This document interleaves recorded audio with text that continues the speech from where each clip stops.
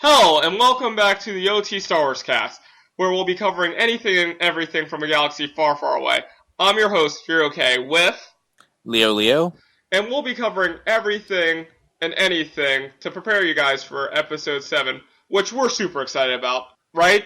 I'm like way beyond excited. I bought my tickets for an early screening, so I'm going to be watching at the midnight release. You? Yeah, I also got my tickets for an early screening. So the screening that I'm at is going to be 3D, and it's 7 o'clock on the Thursday before release day, so I'm really happy about that. Oh yeah, mine's on first viewing also, but then it's like in our area it's going to be around like 12:30 though a.m.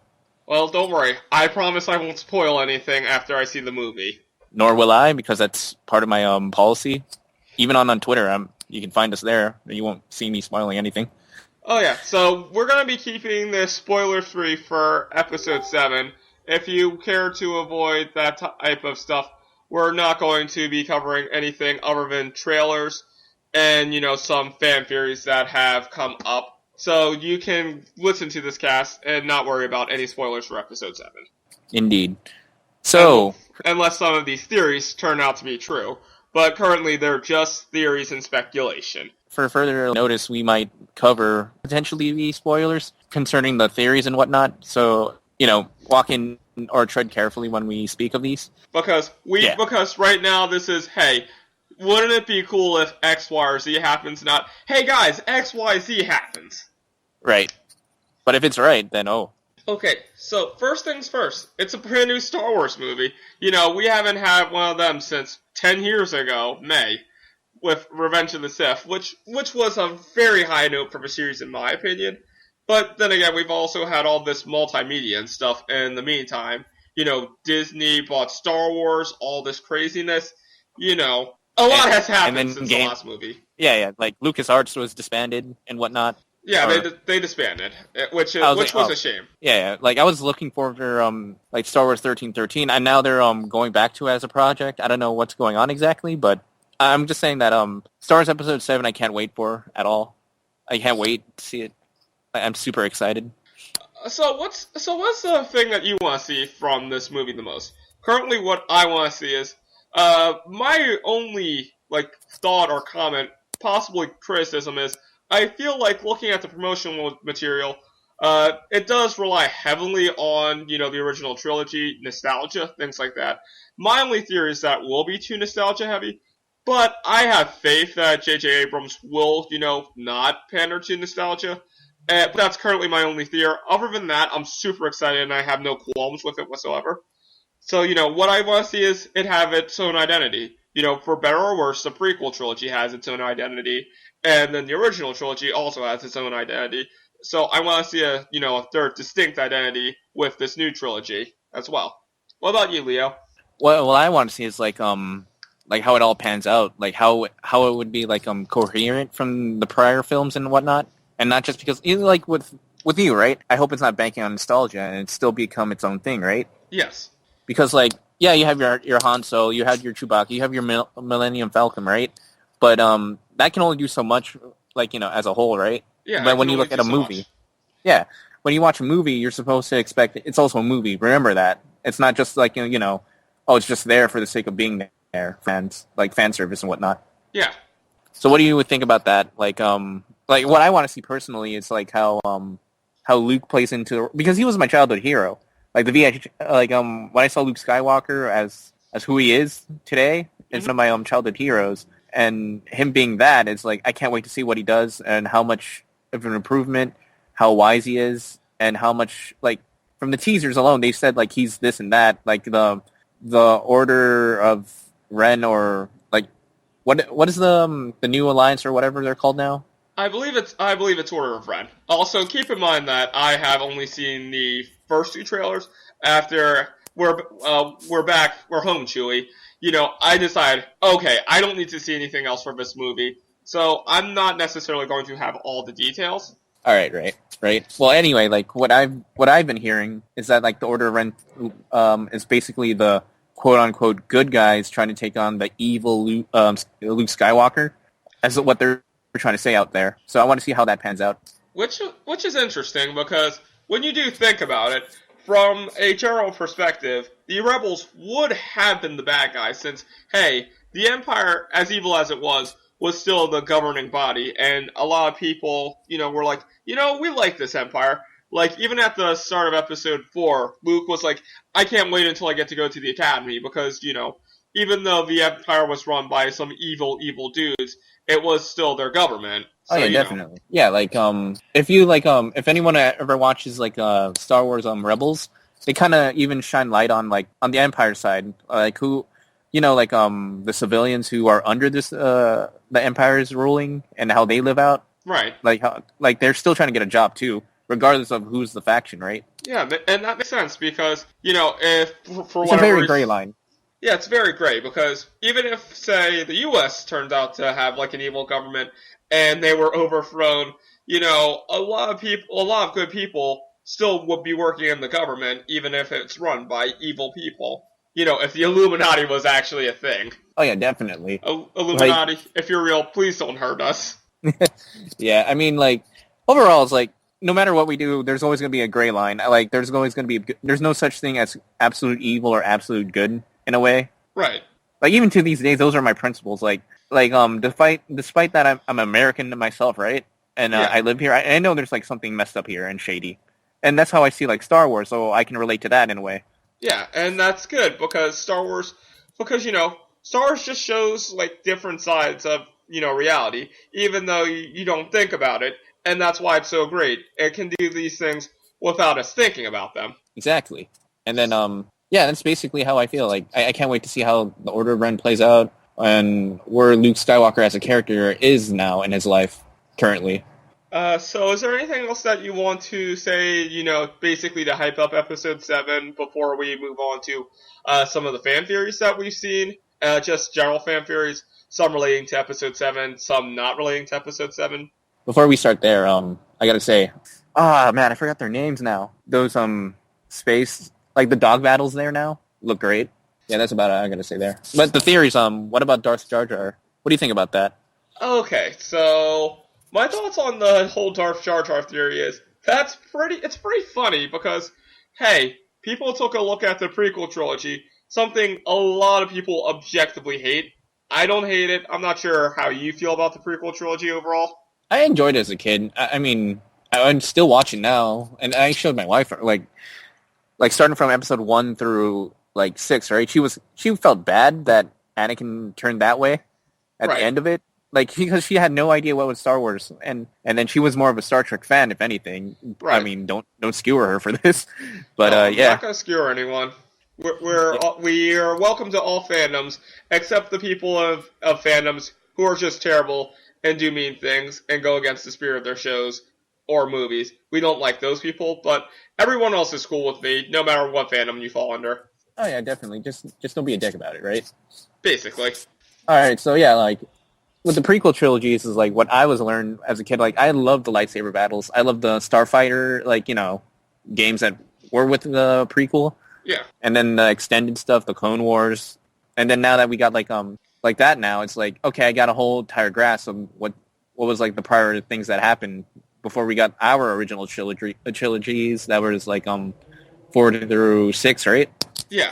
I get a whole grasp now, and then I can't wait to see what this expanded, story knowledge comes to mind now, with theories with Jar Jar and whatnot. Right. So so back to Darth Jar Jar. I really do think Darth Jar Jar is a very interesting concept because it was very well thought out. Jar Jar always does use his hands when talking to people, just like how Jedi's do mind tricks and things like that. So in theory, if J.J. Abrams wanted to bring back Jar Jar in episode 8 of Darth Jar Jar, or just have the scene of, oh, you thought Misa was gone, it would be hilarious. It would be great. It would be hilarious. It would be wonderful. I mean, if that happened, I'd be well, that shocked me. I mean, if it actually did happen. Yeah, it's one of those twists that would be so out of left field. It's wait, what? This is how they were going with it? It's one of those twists. Versus one of the other theories, Luke being an evil Sith Lord. I feel if they do make Luke a evil Sith Lord for this movie, I feel it's not a really impactful twist because it's a, oh, good guy turned bad twist. We've seen this before. Oh yeah, and plus us being gamers, we've seen this like multiple times. Yeah, plus, Luke is, like, yeah, sure, he did dress in black and things like that in the original trilogy, but, he was still a paragon for good. And yes, I know it would still be shocking, but still, not a twist that's like, oh, no one would have thought of this going into the movie. It's like, we're discussing it right now. It's one of those theories where it's like, yeah, we could see this happening. I wouldn't be too enthused if, that was to be a plot twist for episode 7. It would be kind of boring versus something like Darth Jar Jar, which is, hey, wait a second. You brought back this character people hated and gave them the guy that stepped in poop. Just did stupid stuff, was comedic relief.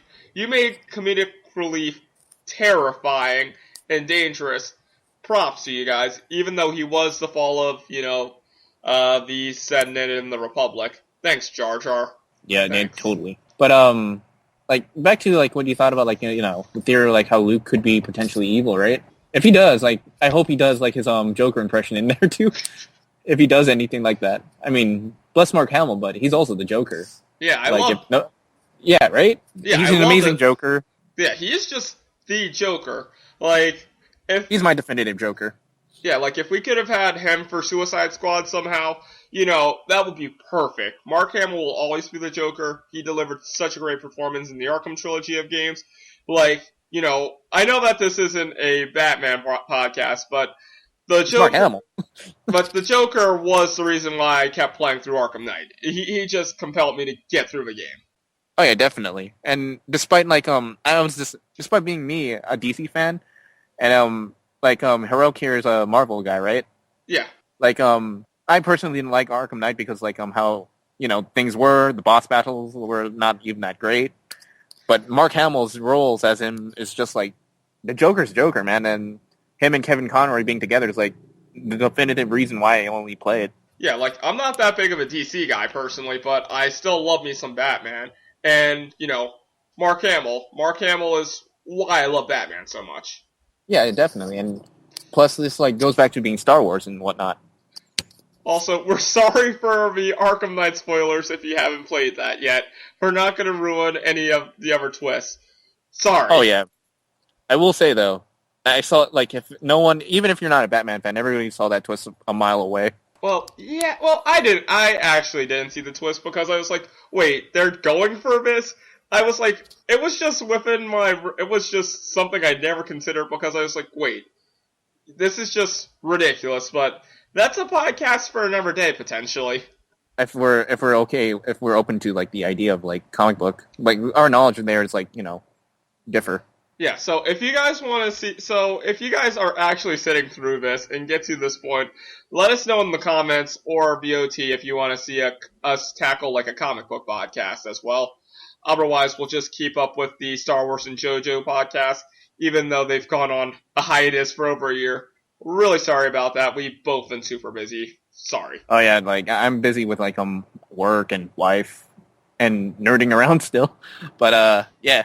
Oh yeah, also, what did you think of the whole, Padme didn't die of a broken heart theory, but instead it was Oh, sorry guys, we're going to be moving away from episode 7 specific stuff right now because, A, we don't want to, talk too much about it and potentially get one of the twists down by accident. Except maybe the Luke might be evil twist. Because, as fun as it would be, no one, Darth Jar Jar straight up isn't going to happen.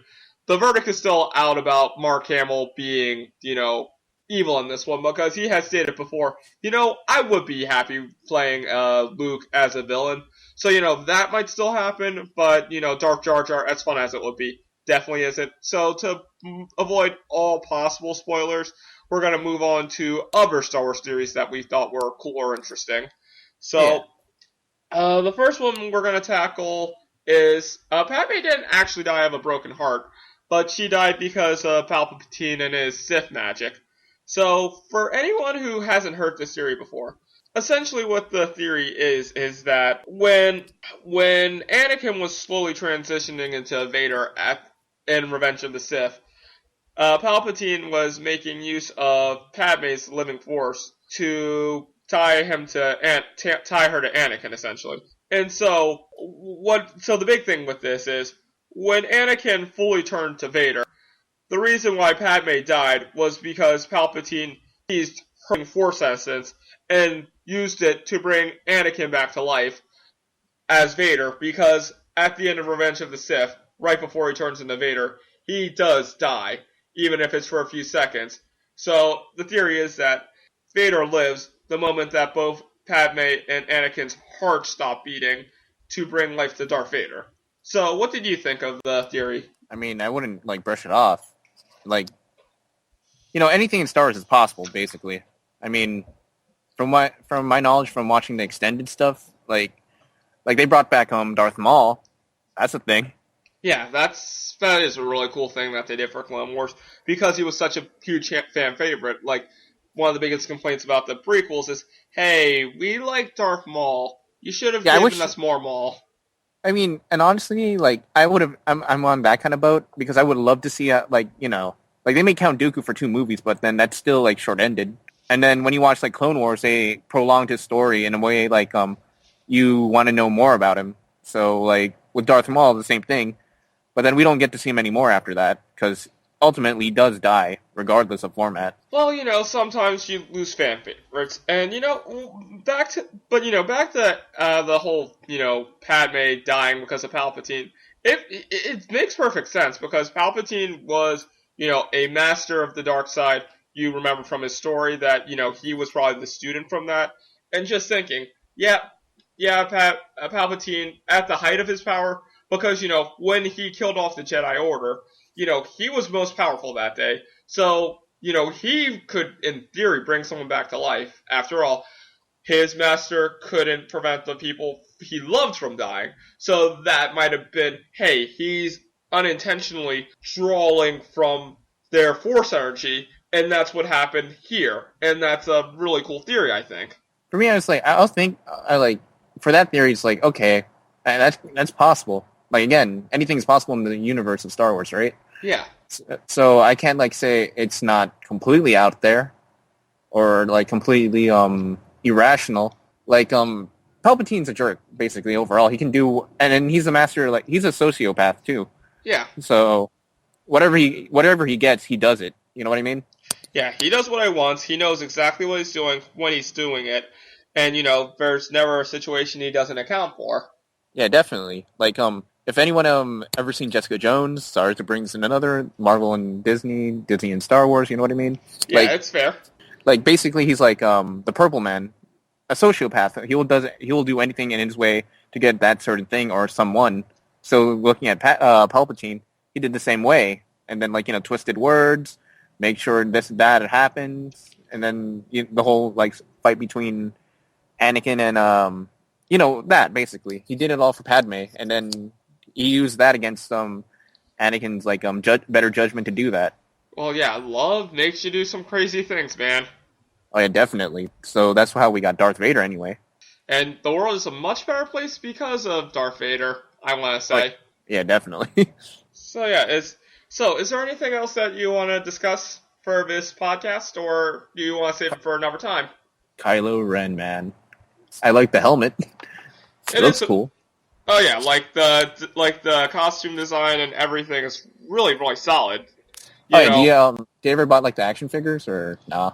No, I didn't hear about the action figures. I got one. It's the Series Black version. Mm-hmm. It's all cloth and stuff. I'm gonna say this out now. The lightsaber looks kind of goofy at some aspects, but Kylo Ren as a character as himself in costume design looks cool. But that's for my for an subjective aesthetic feel. I like it. Oh yeah, I'm gonna say that it does make a very cool costume. We did cover this in the last podcast for over a year ago. Funny enough. Oh yeah, we did. So if you want to hear our extended thoughts on it, but yeah, the costume design, just everything looks wonderful, and we think Episode 7 is going to be, really good. As we hope it goes out really good. I mean, I'm glad that J.J. Abrams is going back to using practical effects and set literal set movements. Yeah, as much as I love and respect Lucas for what he did, even like he did go a little CG heavy. Like the Star Wars special editions, why I don't mind them so much? They didn't have to be a thing, and he did kind of overstep his bounds by changing something that was already perfect in some regards, except for the Hayden Christensen Force Ghost at the end of Return of the Jedi. As much as Sebastian Shaw did contribute to the role, I feel like having Anakin there as, the Anakin before he turned to Vader was a nice touch because it does help fans who did just recently get into the series as well. Like if they watched movies 1 through 6, they would go, "Who the heck is this?" If it was There's like numerous people as a kid like us back then, right? We know who was Anakin. No, we didn't know who Anakin was back then. Right. Like how he looked like, and it's like, okay, this makes sense to us back then, prior. But now, now that we have the prequel movies, it makes sense to newer kids of this generation to see younger Anakin. But like I said, other than that, I completely agree with the whole special editions were completely unnecessary. I completely agree with that. And you like how Jabba the Hutt wasn't there? Yeah. When Han Solo was walking, and then Jabba the Hutt was just there, CGI-ish. Yeah, it was a cutscene for a reason. It was cut. It's nice that you had the technology to put it back in the movie, but it wasn't needed, dude. It wasn't needed. Yeah, definitely not. So is there anything else you want to cover today? No, that's good for me. I mean, I said my piece, and I'm super excited. And those who are hearing this for right now, who wants to get into Star Wars, start with 1 through 6. Yeah, just if you so our closing thoughts for this is, if you haven't seen Star Wars yet, you should. We're really hyped for The Force Awakens. You should be hyped for The Force Awakens. We may have a reaction cast after we see The Force Awakens. Maybe a spoiler-free version and then a spoiler version. It will depend on scheduling. But if you listen for this long,